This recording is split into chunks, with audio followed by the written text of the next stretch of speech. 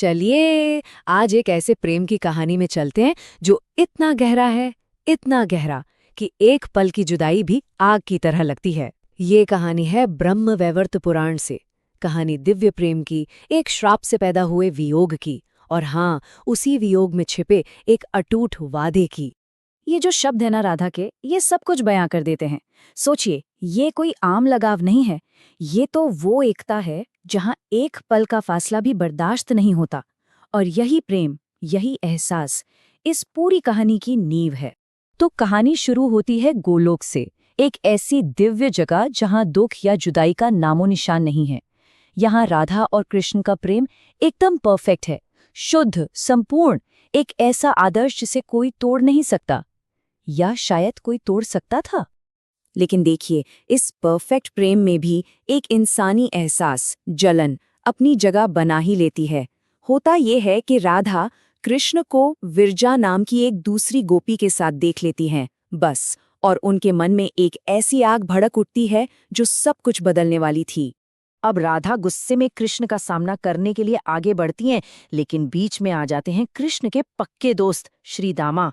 वो अपने भगवान का अपमान होते हुए बिल्कुल नहीं देख सकते थे, तो उन्होंने राधा को रोक दिया।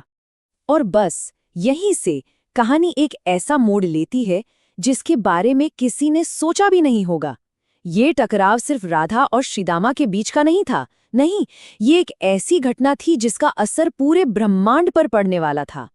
उस एक पल में, गुस्से और दिल टूटने के उस एक पल में, वो दोनों एक दूसरे को श्राप दे देते हैं। सोचिए, ये कोई मामूली गुस्सा नहीं था, ये उस दिव्य प्रेम से पैदा हुआ दर्द था जिसने उनसे वो कहलवा दिया जो उनके भविष्य को हमेशा हमेशा के लिए बदलने वाला था। 100 साल, सोचिए जरा, इंसानों के लिए तो ये पूरी एक जिंदगी होती है, पर उन दो आत्माओं के लिए जो एक पल भी अलग नहीं रह सकते, उनके लिए तो ये जैसे अनंत काल था। श्राप की असली भयावहता यही थी। अब जब राधा को इस श्राप का एहसास होता है, तो वो घबराकर टूटे हुए दिल से कृष्ण के पास जाती हैं, और जो वो कहती हैं उससे उनके आने वाले विरह के दर्द की गहराई का पता चलता है।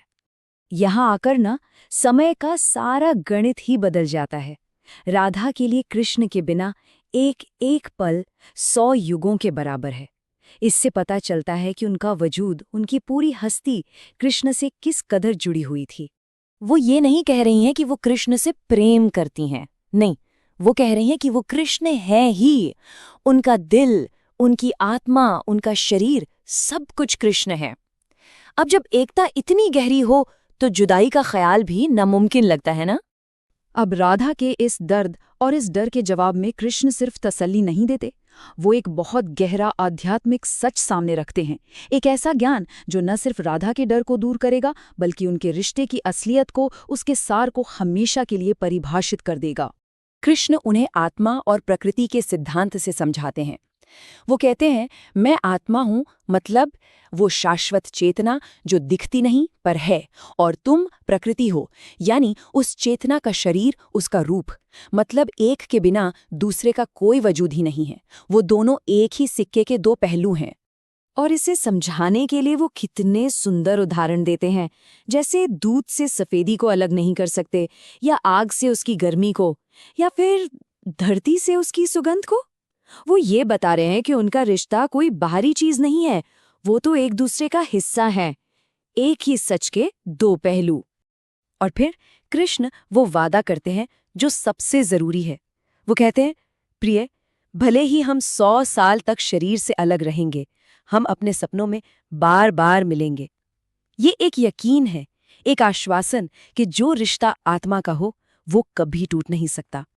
तो बस इस गहरी समझ के साथ उनका धरती पर आना अब एक सजा नहीं रहता, वो एक त्रासदी नहीं रहता, बल्कि उनकी दिव्य लीला का, उनके दिव्य खेल का अगला पड़ाव बन जाता है। अब देखिए, ये पूरी एक डिवाइन प्लान है। पहला कदम, दोनों धरती पर आएंगे, राधा एक गोपी के रूप में और कृष्ण एक ग्वाले के रूप में। फिर वो व्रज के जंगलों में मिलेंगे और अपनी लीलाएं करेंगे। तीसरा, वो 100 साल के श्राप को पूरा करेंगे, अलग रहकर। और आखिर में वो फिर से मिलेंगे और वापस अपने घर गोलोक लौट जाएंगे। सब कुछ तय है। और सच कहूं तो ये कहानी सिर्फ राधा कृष्ण की नहीं है, ये कहीं ना कहीं हम सबकी कहानी है। जीवन में हम भी तो अलगाव महसूस करते हैं और एक गहरे जुड़ाव के लिए, एक गहरे मतलब के लिए तरसते हैं, है ना? तो इस पूरी कहानी से जो सबसे बड़ी सीख मिलती है वो ये है कि जब कोई बंधन आत्मा का हो, दिल का हो, तो दुनिया की कोई भी दूरी, कोई भी फासला उसे तोड़ नहीं सकता। वो रिश्ता हमेशा कायम रहता है। और आखिर में ये कहानी हमें एक बड़े सवाल के साथ छोड़ जाती है। अगर दिव्य प्रेम इतना शाश्वत और अटूट है, तो फिर इस वियोग का, इस जुदाई का असली मतलब क्या है? शायद सच्चा जुड़ाव शरीर का होता ही नहीं, आत्मा का होता है। और जो आत्मा से जुड़ा हो, वो भला कभी अलग कैसे हो सकता है?